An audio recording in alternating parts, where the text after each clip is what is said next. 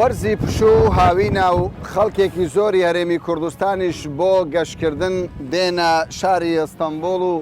لێرە دەیانەوێت چەند کاتێکی خۆش بەسەر ببەن. ئێمە دەمانەوێت بزانین مامەڵەی گروپەکانی تایبەت بەهێنانی گەشتیاران چۆنە، مامەڵەی هێزەکانی ئەمنی و پۆلیسی تورکیا لە فڕۆکەخانەکان و لە دەواازە سنووریەکان لەگەڵ گەشتیارانی کوردستان بە شێوەیەکە. کاسبکار و خەڵکی ئەم شارە چۆن مامەڵە لەگەڵ گەشتیارانی هەرێمی کوردستان دەکەن و گەشتیارانی هەرێمی کوردستان چ سودێکیان بۆ ئەم شارە هەیە و گرفتەکانی بەردەمی ئەوان چین. من کامەران حاجە عومەر لەگەڵ هاوکارانم لە باسی ڕۆژ ئەم جارە لەسەر ئەم پرسە بە دوواداچوون دەکەین.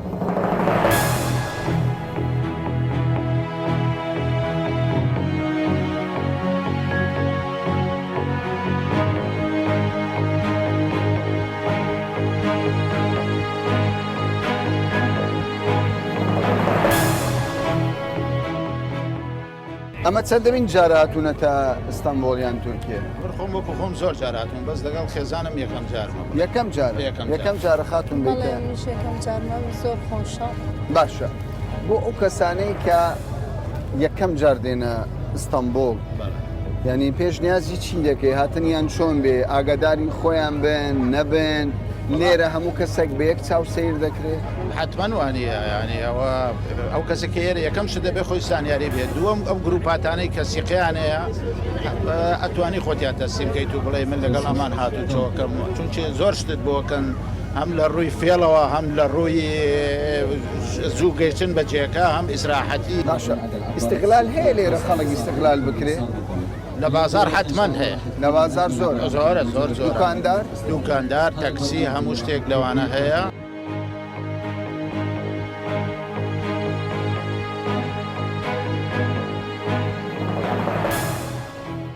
ئێوە لە چێوە هاتوو؟ لە هەولێرەوە. هەولێر؟ بەڵێ. زۆر باشە. یەکەم جارە سەفەر؟ بەڵێ یەکەم جارمان. یەکەم جارە بێنە؟ ئەرێوەڵا.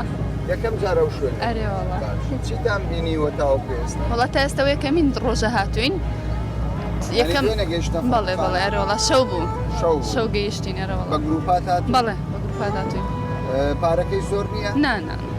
پارەکەی باشە؟ باشە. کەوایە زەنگی؟ بۆ ئێمە باشە. کەوایە زەنگی؟ نا وەڵا ناوەندین. یعنی تاوەکو ئێستا باش بەڕێوە دەچی؟ باشە الحەمدولله. زۆر باشە. بەنیازی چین هاتنتان بەس تەنیا بینینی ئەستەمبوڵە یا خۆ شتیش دەکڕێت؟ شتکڕینیشە شتکڕینیشە. سیاحە و شتکڕینە. یعنی بەنیازی چ بکڕێت؟ والله أريد مكياجة تلقى سواري اسطنبول سواري اسطنبول أي شون أرو باشا عندك كاس ديو خانون ليرة بكرة بله و پێی وایە کڕینی خانوو لێرتانە ئیقامەی پێدەدرێ تۆ حەز دەکەی خانوو بکڕێ لێرە؟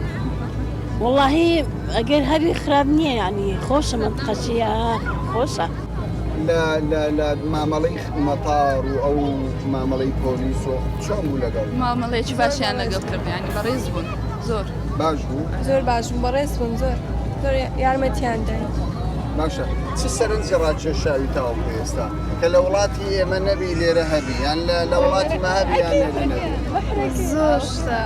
زۆر شتە فەرقی هەیە لەگەر یعنی وڵاتی خۆمان و ئێرە فەرقی زۆرە.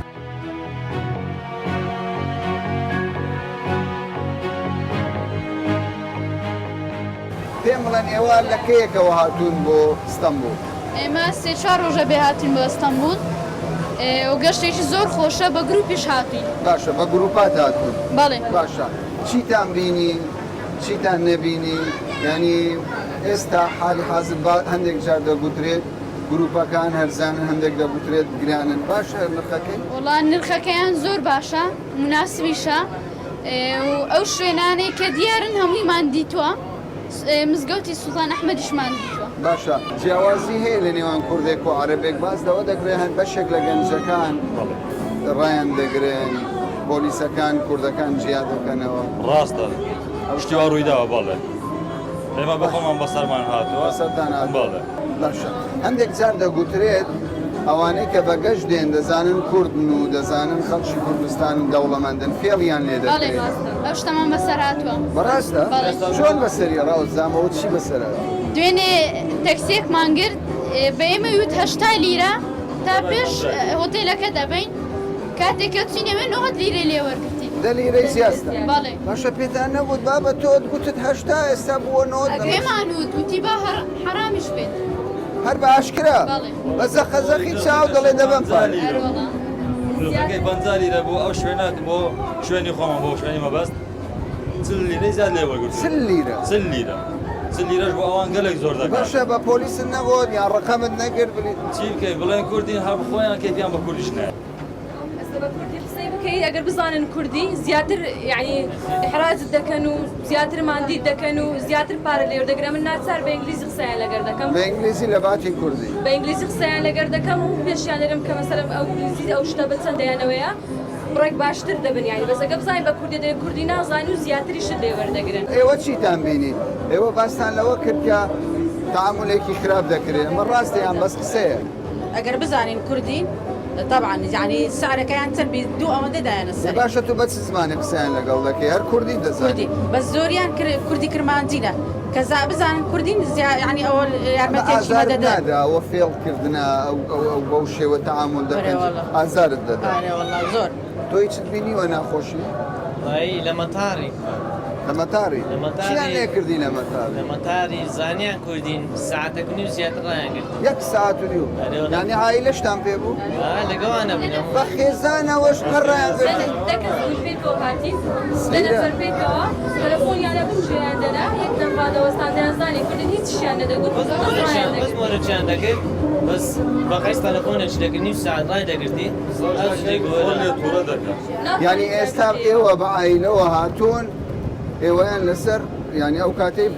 بەس خدمەکەی داخل بوونی ڕاب دەگرن قسەش بکات خۆشی تووڕە دەکات بە ئانقەز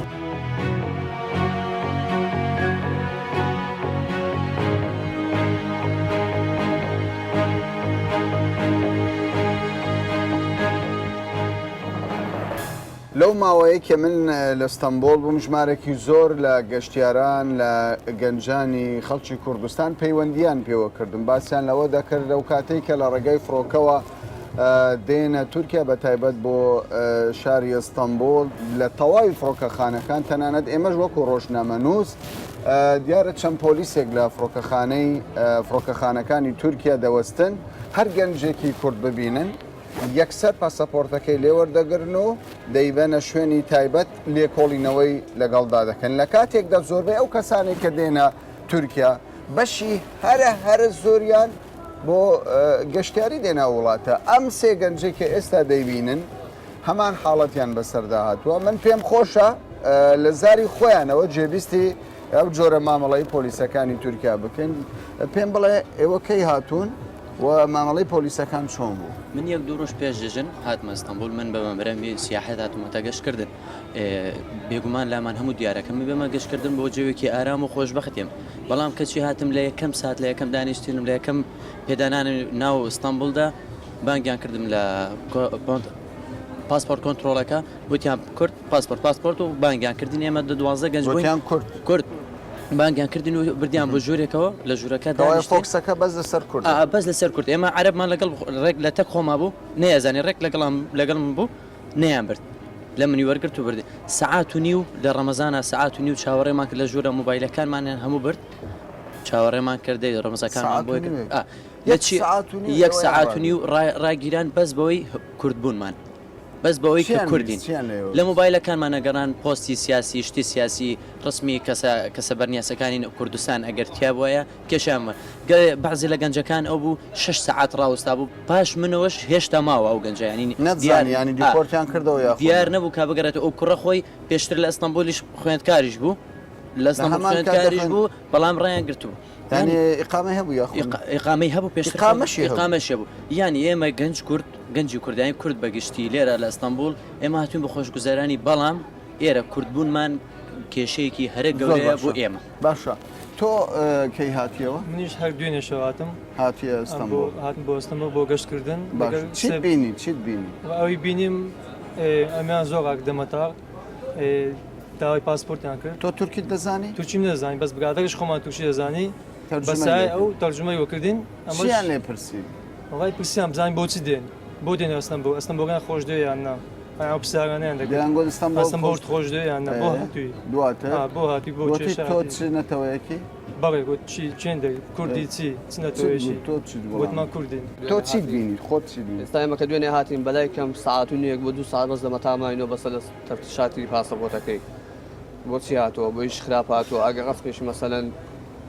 لایانی پاکێتی تێدا بووە لەو بڵێتی وەرستا خراپ چێ ینی بۆچی کورد بۆچی ئەمە ئێستا بەسای هاوڕێژ خۆمان وەک کارین بوو بڵێن دەرچوین هاوڕێژ خۆمان تەرجمەکرد وتی لەگەڵم من هیچ کێشیان نییە با بڕۆن ئەگەر نابڵێ نەفەر هەبووە تا دوو شەویش لە مەتاڵەوە گەڕاندرێت ئەوە بەلای کەم 6 ساعت و 7 ساعت بەس تەفتیش پاسەپۆرتێکێ 7 ساعت تعاملی پۆلیسەکان تا ڕادەیەکی زۆر نەگونجاو لەگە کورد باش ئەوان لە فڕۆکەخانەکانی ئێمە لە دەواازەکان ڕێزی زۆریان لێ دەگیرێ پێدوانیە ینی ئەمە نابێ ینی خەڵکی کوردستان بەم شێوە کە دێتە ئەم وڵاتە نابێ بەم شێوەیە مامەڵی لەگەڵدا بکرێت دەبێت ڕێزی لێ بگیرێ تەمەشاکەی زۆربێ هەر زۆری کە ڕوو دەکاتە مەسەن تووچیا وڵاتانی داوسێ کووردا ئەگە بڵێ دەبێت ڕێزێکی تایبەتیان لێ بگیرێت ئەوەندێک کە کورد و دیاوسەکانی خۆی سەدانی وڵاتانی دەکەن فەرق جیاوازێکی زۆری هەیە لە بینی وڵاتانی ئەوروپی یعنی ئەو پرسیارەت کرد گوتت بۆچی لە فڕۆکەخانەی ئێمە خەڵکێک ڕێزی لێ دەگیرێت بۆ ئەوان ڕێز ئێمە ناگەن ئەگە بێت و تۆزێک لە تەرجمە نەکەی لەگەڵیان تێنەگەی کێشەیە زۆر بۆت کێشەیە زۆری کێشەیە تەرجمەشیان نییە متەرجمیان تەرجمەیان نییە بۆ خۆیان لێچێک لە ناو خۆ ناچاری تۆ ناچار دەکەن بە تورکی قسە ناچاری بە تورکی یان بە ئینگلیزی قسە بکەی ئەو دوو ڕێگای لە بەدەستە یەکم لە حەزێکی ترەوەی من بینیم منەوە مانگێکە لە ئەستەمبوڵم تەنانەت لە ڕێستۆرانتەکان و لە کافیەکان و لە بازارەکە ناتوانین بە تورکەکان بڵێن بەن کورد دەبێ بڵێن بەن عەرەبچە من عەرەبوونم لێرە من بڵێن بە ناوی عەرەبە خۆم بووە زۆر بەج دێمە سایق تەکسیەکان ئەگە بزانن تۆ کوردی ئەو بڕنەوە کوردبوون فێڵە لێ دەکەن نانی ئەو کەسانی کابینن ئەستەمبول جوانە بەڕاست جوانە خۆشەشە بەڵام تۆ نابی کوردبی لێرە نابی تەنانەت لە ڕێستۆران دانیشتم نانەمە خوارد تورکێک پێیان دەگیرەیان فێڵ لێ دەکەن تورکەکە وتی تۆ چی وتە من کوردم وتی لای من وتت لای کەسی تر مەڵێ کەسە تورک بخۆی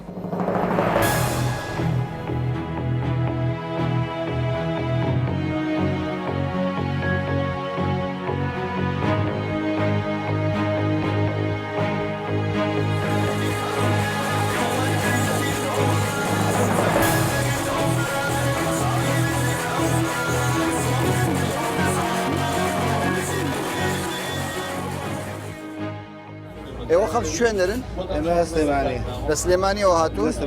چەندە بیاتونەتە ئەستەمبۆڵ والله تقریبا 4 ڕۆژە بێ لەگەڵم 4 ڕۆژە چیتان بینیوە چیتان نەبینیوە تعاملی فڕۆکەخانەکان هۆتێلەکان چایق تەکسیەکان چۆنە والله زۆر باش بوون لە مەتەڵەوە هاتی مشکل شەمانە بۆ زۆر باش بوو هۆتێلەکەی زۆر باشە 5 دەستێرەیە طبعا شو قرايه من زوج شو بوصه هاتمو زوج تو بجروبات بله بجروبات ترسلەوە هەیە بە تەنیا بچیتە دەرەوە لە دەرەوەی گروپات من بەنسبەتی خۆم پێشتر هاتوومە بە تەنیا سێ چوارجار هاتوومە ینی هاتوچوشم کردووە ینی بە سیارەش هاتوچوم کردە بۆ ئەستەمبۆڵەوە بەڵام باسەوە دەکرێت زۆر جار ئیستیقلال دەکرێت خەڵک والله ئەزانی چۆن ئەستیقلالەکە لە چیە مەسەڵ کەسێک ڕاستە خۆی شارەزانەوی و شتانە بێ ئیستیقلالە کردێ بەس بەعزی جاریشە مەسەڵ هەیە شوێنی سیاحیە شتەکانیان گرانە خۆی عادەتەن وایە خەڵک بە ئیستیقلال تێگەن ئەوەشێ بەس کابرێک گروپەکە باشترە پێیان بڵێ مەسەڵ ئەم جێ مەسەڵ لە ئۆتێلەکە کۆمەڵی خواردنی تایە ناو ژوورەکان ئەوانە گرانن خۆیان هەر گرانن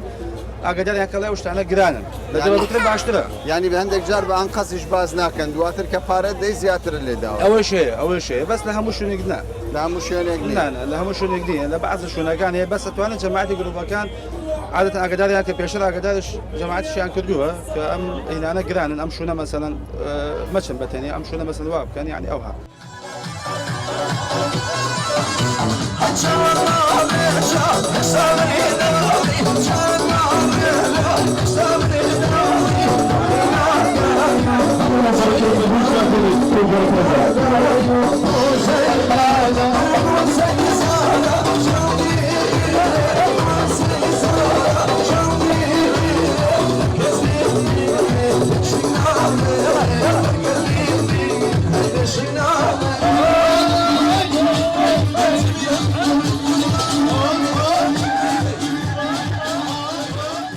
بەشێکی زۆر لە گروپە گەشتیاریەکانی هەرێمی کوردستان و عێراق لە بەغدا لە زۆربەی شوێنەکان چێبڕچێکی زۆر دەکەن بۆ ئەوەی سەرنجی گەشتیاران ڕابکێشن و بیانهێنە شاری ئەستەمبۆڵ بە تایبەت. ئێستا ئەوەی کە من دەیبینم بووک و زاوایەکەن لەم لاوە کوردن پێم وایە وانە سڵاوتان لێبێ و پیرۆزە بەخۆشی ئینشاڵە. لەم لاوەش بووک و زاوایەکی بەتەمەنن کە 15 ساڵە زەواجیان کردووە. ئەمە ینی ساڵیادی ڕۆژی گواستنەوەیان ئاهەنگجێرانیانە بەیەکەوە خۆشی بەیەکەوە دەگۆڕنەوە با لە کوردەکەەوە دەست پێ بکەم. ئێوە تازە زەواستان کردووە؟ دوو ڕۆژ لەگەڵ گروپ هاتنا باشە. زلی کوردی لەبەر با باشتر نەبوو بوو چێ؟ ڕاستی چاوەڕۆ نەگرەوە ینی نظام باشە وا ڕێکەوە. هەستان چۆنە؟ وڵی هەستێکی زۆر خۆشە چاوەڕێ وەسکۆڵای زەینەم زۆر سوپاس بۆ سەر گروپەکە ئیشێکی جوان باشە. شتێکی خۆش دەبینم پێشنیازت چییە بۆ گەنجان هەر کەسێک لە کوردستان زەواجکە ئیتر بێتە گروپەکان و لێرە شەهر العەسەل مانگی هەنگوینی بەڕێ بکە؟ باشە خۆشیانی جەواز. وڵی حەسەب شەخسەکە ئەگەر پێی باش بیتن ئیشێکی زۆر باش. لە جاتی حەفلەکەی بڕیارمدا و سەفەرێ پێکەوە بکەین لەگەڵ گروپی. پارەتان زۆر چووە؟ بۆ ئێرە ینی بۆ سەفەر بۆ گەشتە هەر وەکو ینی وەکو خەڵکێکی سادە ینی پارەی زیاترتان نەداوە.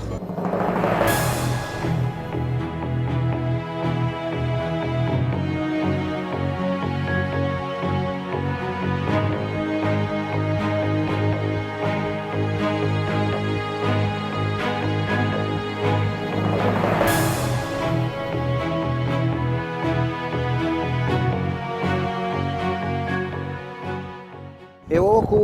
کۆمپانیایی گروپات کە گەشتیار لە هەرێمی کوردستانەوە دەهێننا تورکیا کێشە و گرفتەکانی بەردەم ئێوە چییە؟ زۆربەی مشکلەمان ئەوەیە خەڵک سیقەی نەماوە بە کۆمپانیا ینی لەبەرەوەی احتیمالە زۆر هەیە کۆمپانیا وەکو برێ خلافی لەگەڵیان گوتیە یانیش لە شتێکی پێیان وتیە لێرە خلاف بووە ئەوش دێن ئێرە گروپ فەرەزەن دێنە مەتاڕوەلیان ئەگرین 50 نەفرن ڕۆژی پاشتر 20 نەفر لەگەڵمان دەرەچنە پرۆگرام دوای پرسیارەکەی نەناو خۆمان چوینە پرۆگرام فێلێکی زۆریشیان لێ دەکرێت لەبەرەوەی چه فێڵیان لێ دەکرێت؟ تەکسیە دەچنە زۆر شوێنی غەڵەت کۆوان معلوماتیانی ئەو شوێنە چی پێویستە لەبەرەوەی تو خۆت زانی هەندێک شوێنە وەکو تەقسیمە وەکو زۆر شوێنە باشە بەشی زۆری کۆمپانیەکان پابەندی پرۆگرامەکەن یاخود بەشی زۆریان پابەندی زۆر جار گەشتار هەیە گلەیی دەکات دەڵێ ئەو پرۆگرامەی کە نووسراوە کە دەینە تورکیا بەم شێوەیە دەرناچێت بەخۆی سەبەبەکە ئەوەیە ینی احتیمالە دیعایەکی ئەو هات دروست بووە یان شەریکات هەیە خلاف دەکاتن لەوێ پرۆگرامێکیان پێشاندا ناوی فندقک پێیان ئەڵێ لێرە دەرەچیت پرۆگرامێکی دیە یانیش مەوزوعی ئەسعارە و گۆڕانکاریەک دروست بوو ئەو نییە ئەوەی پێیان وتیە ئەوەی مەوزوعەکە کوسیقیان نەما باشە کەوای ئیستیغلال دەکەن بالضبط باشە بە بەراو لەگەڵ ساڵانی ڕابردوو ڕێژەی گەشتیار زیاد بووە یان کەم بووە بۆ خۆی زیاد بووە لە چاو لە پارەوە تەوان لەبەی پارەکە بەس مەتاری هەولێر بوو ئەم ساڵە مەتاری هەولێرە و سلێمانی ئەو شرحلاتیش گەلک زۆر بووە یان پێش ئێستا 1-2 خەتی 3 خەت تقریبا هەبوو ئێستا 5-6 خەت هەیە و ئەکید زیاتر بوو ئەکید زیاتر بوو ئەکید باشە ئیمکانیاتی کڕینی گەشتیاری کوردستانی یانی عێراقی لەگەڵ گەشتیارانی ئەوروپی چ جیاوازیەکیان هەیە ینی تورکیا ئەستەمبۆڵ سوودێکی باش لە گەشتیارانی کوردستان دەبینێ تاکی دەبینیت زیاتر خەڵکی مەتێن بۆ ئێرە بۆ سیاحەت بەس بەشێکی زۆریش بۆ کڕینی کەلوبەل و جلوبەرگ ینی ئەساسی یعنی مشتریەکانمان زۆربیان پرسیاری ئەساسیان ئەوەیە چ بازارێک هەرزانە چ بازارێک شتی باشی لەیە تاوان ئەکید ئەوە ئەساسیتی باکڕوانی شتێکی دیش کاکەمان لەوە وەختێ دێن ڕۆژی دێن فەرەدەن 20 نەفرم پاسێک دەین بۆ 20 نەفر گەڕانەوە ئەو 20 نەفر دەبی پاسێک 45 بۆ بین لەبەر ئەشیان گەلک زۆرە ینی ئەو کاتێ 25 کەس دەبی پاسێکی 45 لەبەر ئەشیا یەکجار زۆر بالضبط یعنی لەبەر جێگای چەنتەیان نییە مشکلەمان هەیە دەبی چەند پاسی گەورەیان بۆ بینین هەرێک هاتی بە چەنتەیەک بە 3 چەنتە گەڕێتەوە باشە هەندێک جار گەشتیار متمانە بە گروپەکان ناکات و لە هەندێک جارش گەشتار متمانە بە ناو بازارش ناکە بەو خەڵکی کە تەعاملی لەگەڵ دەکا یعنی چیتان بیستووە ینی لەوەی کە خەڵکێک باز دەکرێت ئیستقلال دەکرێت لەلایەن تاکسی لەلایەن خاوەن ئۆتۆمبیل بە شێوەک لە شێوەکان فری و دەدرێن ئەمە قسەیە یان ڕاستە ڕاستە سەداسەد کاکەمڕۆن ڕاستە لە هەموو ناحیەکەش نەبەست بخۆی تەکسیەکان لە دەرەجە یەکەمە بۆ فێرکردن لە بیانی و کوبلی بزات خەڵکی عێراق حساب دەکەن خەڵکی عێراق زەنگین و پارێکی زۆریان پێەیە فێلێکی یعنی تقریبا 90 حیلە فێل لە خەڵک دەکەن تەکسیەکان لە شوێنەکان دیش لە هەندە شوێنێک و زۆر گەشتیاری دەچنە ئەو شوێنانە وەکو تەقسیم ئەوانەش زۆر فێلان لێ دەکرێت یعنی ئاگاداری خۆیان نەبنیا شارەزانم زۆر مشکلەیە بەس لەگەڵ گروپ بن لە گروپ دەرنەچن زۆر بۆیان باشترە لەبەرەوەی نەفرێک لەگەڵ یانە دەل سیاحیەکان لەگەڵ معلوماتیان بۆ باز دەکەت شوێنەکە چۆنە چۆن نییە چ ئاگاداری چ بن ئاگاداری چ نەبن هەمویان بۆیان باز دەکرێت بەس ئەوەی خەڵکی بە مشکلە فکرێکی وەلیان گرتیە ئەوەیە و شەریکاتی سیاحە و سەفەر ڕێزم هەیە هەمووی درۆ دەکەن و قسەکانیان وە نییە و فێلیان لێ دەکرێت بەس بخۆی ئەمە ئێستا مەوزوعەکە منافسە زۆر بووە لەبینی شەریکات ئەوش دەبی خزمەتێکی باش پێشکەشکەی بۆ گەشتیاران لەبەرەوەی بگەڕێتەوە مەحتی شەریکە بکات باش ئەو شەریکەی کە ئەو کۆمپانیایی کە هەڵەیەک دەکا بەرامبەر بە گەشتیارێک یاخود پابندی پرۆگرامەکەی نەبێ سزا هەیە کەسێکەیە لێ پرسینەوەی لەگەڵدا بکە مەعلەسەف نا لێ پرسینەوە نییە کۆمپانیەکان ئازادن بالضبط ما ئەوە سەبەبی ئەوەیە دەبی یعنی فەرەدە مسافرێک بگەڕێتەوە شکاتێک بکات لە شوێنێک هەبیت لە دەستدام دەستگایەک هەبیت و شکات لێ بکاتن ئەو کۆمپانیایی وەکو بێژی گرێبەست هەیە پرۆگرامێک هەیە لە دی ئەو پرۆگرامە بەڕێوەی نەچوو یان فێری لێمان کرد حەقیان دەست لێ پرسینەوە نیە لە هەرێمی تو بە خۆتی زانی لەبەرەوەی لە تورکیاش نییە تاکیت لێرە ئەکید باشترە بەس بخۆی ینی گەشتیاری کوردستان یان عێراق بیت بزاتی کوردستان بێتە هیچ حقوقی نییە ینی شکات دەکەی مشکلی خۆتە توجێی دەخە بالضبط بەس بخۆی ئەوە مۆزوعی پرۆگرام زۆربەی شەریکات نابێژم هەمووی ئەکید شەریکاتی سمعەتی باشیان هەیە ئەکید شەریکات هەیە زیاتریش لە پرۆگرامی خۆی پێشکەشی گەشتیاران دەکاتن بەس ئەوەی دەکاتن ئەوەی خلاف دەکاتن هیچ بەرپرسێک نییە هیچ شتێک نییە یعنی پرسینەوەی لەگەڵ باشە سەبارەت بە فڕۆکەخانەکان بەشێک لە گەنجەکان و تەنانەت خێزانەکانیش دەڵێن پۆلیسەکان مامەڵەیەکی تون لەگەڵمان دەکەن ئێوە کە خاوەنی کۆمپانیان کۆمەڵە کۆمپانیان کەەوە پەیوەندیداریشە بە ئێوە لەگەڵ بەرپرسانی هەرێم تورکیا قسەتان نەکردەوە کێشە چارەسەر بکەن بەڕاستی ئەو کێشەیە زۆر کێشێک گەورەیە و لە زۆرش ئەو کێشەمان هەیە زۆربەی گروپات ئەوەی دێت ینی ڕێگای کۆمپانیەمەوە دێت بۆ ئێرە بخۆی عادەتەن گروپ لە مەتار دەربچیت لە فڕۆکەخانە دەربچیت ماوەی سعاتێکە 40 دقەیە دەردەچێت دەبینی گەنجەکان لە 2 سعات زیاترە دەگاتە 3 سعات نەفەرەکانی لەگەڵمان زۆر بێزارە بن کاکە ئەمە ناتوانین ئەو نەفەران بەجێ بێنین نازانین مەسیریان چییە کێشێکی زۆر گەورەیە هەوڵتان نەداوە چارەسەری هەوڵ مەوزوع دەسەڵاتیەوە نییە تاکید نییە تاکید نییە نەدەسەڵاتان نییە لەبەرەوەی تێن لە خەرتوم دەرەچن لە تەیارە پاسپۆرتیان لێوە لەگرن مۆبایلیان لێوە لەگرن دەبەنە شوێنێک مۆبایلەکەن خەڵک دەگەڕێنەوە زۆر دوێ نەفەرێکمان گەڕاندیانەوە دوێنێ نەفەرێکی بالضبط زۆریش پێمان نەخۆش لەوەی فەقیری گەنجە احتیمالەوە چەندە پارێک و کردەوە بۆ سەفەرێک بێتە ئێرە بەدلێکی خۆشەوە گەڕاندیانەوە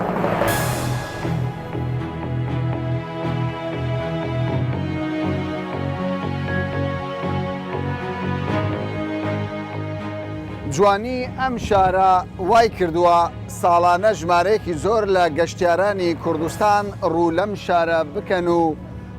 بەهێنانی پارەیەکی زۆر بە مەبەستی گەشتکردن لەم شارەدا بهێن و لێرەدا خەرجی بکەن لەگەڵ ئەوەشدا کە گەشتیارانی کوردستان پارەیەکی باشیش دەهێن و بە بەراورد لەگەڵ گەشتیارانی ئەوروپی توانای کڕینیان باشترە لەگەڵ ئەوەشدا هەم پۆلیسی تورکیا هەم کاسبکار و خەڵکی ئەم شارە و ئەو وڵاتە مامەڵەیەکی ناگونجاو لەگەڵ گەشتیارانی کوردستان دەکەن زۆر جاران گەشتیارانی کوردستان ڕوبەڕووی فێڵ و ساختە دەبنەوە چارەسەریش ئەوەیە کە تەواوی گەشتیارەکان دەبێت چاوکراوە بن و ڕێگان نەدەن لەلایەن خەڵکی ئەم شارەوە ئیستیقلال بکرێن تا باسێکی دیکە و بابەتێکی دیکە بەخواتان دەست بێت.